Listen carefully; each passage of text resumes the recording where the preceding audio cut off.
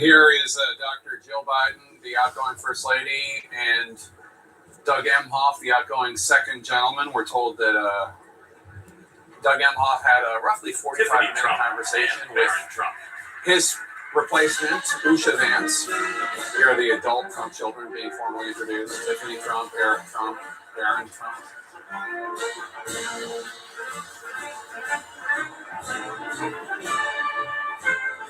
The woman in the red there is Beverly Akins. That is the mother of JD Vance, the incoming vice president. And it's good to see her. She had some health issues in December, she posted about on Facebook, and had some health issues and heart issues, rather, and hernia surgery. She was hospitalized briefly in December. It's good to see that she's here celebrating her son's great achievements. For those of you who haven't read Hillbilly Elegy, Beverly Akins is in that book, and it is good to see her up and about.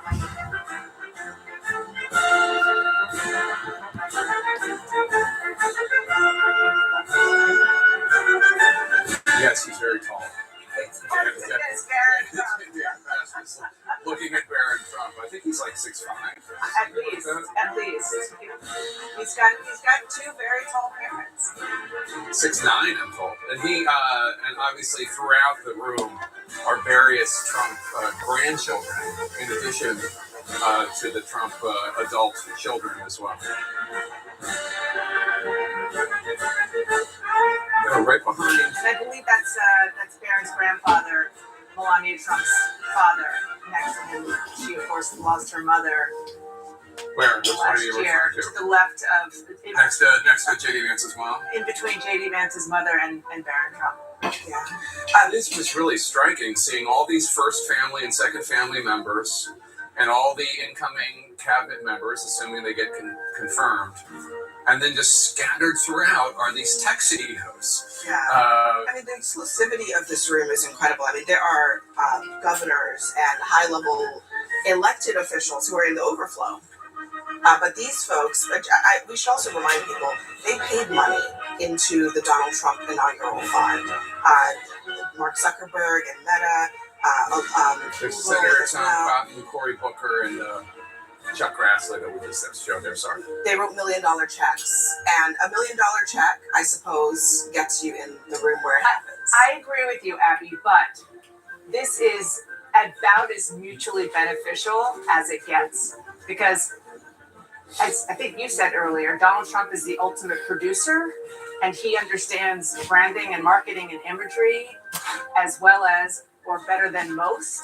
And the fact that he has all of these multi-hundred billionaires who do run the control information in the United States, so prominent there, the Republican it's very staff good director for him. of the Joint Congressional Committee on Inaugural Ceremonies, Ms. Emily Leviner, the Senate Secretary for the Minority, the Honorable Gary Myrick, the House of Representatives Chief Administrative Officer, the Honorable Catherine Spindor, and Mr. Bruce Fisher.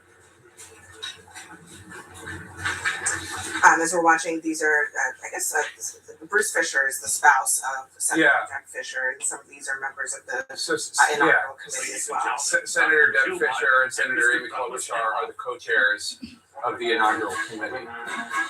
So here is the outgoing First Lady and the outgoing second gentleman coming in, and then next will be the outgoing President and Vice Presidents as well. It is tough for those two to be standing there smiling. Doug Emhoff, who had hoped he would be about to be the first gentleman, with his wife, Vice President Kamala Harris, being the first woman president. That did not happen. And then obviously Dr. Jill Biden, the outgoing First Lady, not a fan of the incoming president, and not a fan of how everything went down with her husband stepping down as Democratic presidential nominee. But they're there because this is the process of transferring power in this country. And I do think that because of the tumult of the last 8 years, sometimes people forget that you are supposed to lose, even if you don't like it. And when you lose, you still show up.